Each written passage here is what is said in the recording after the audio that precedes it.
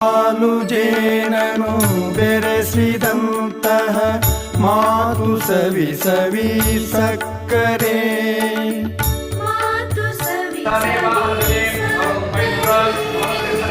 ಎಂಥ ಕಠಿಣನು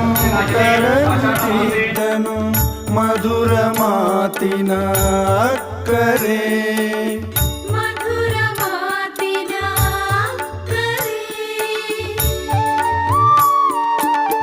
ಸತ್ಯ ವಿನಯದ ಮೃದುಲ ಹೃದಯದ ಸಿಂದಗಿಯ ಬಿಂದಿಗೆ ಸುರಿದ ಅಮೃತದ ಸೇವೆ ಧಾರೆಯು ಹರಿಯುವುದಿಂದಿಗೆ ಮುಂದೆಗೆ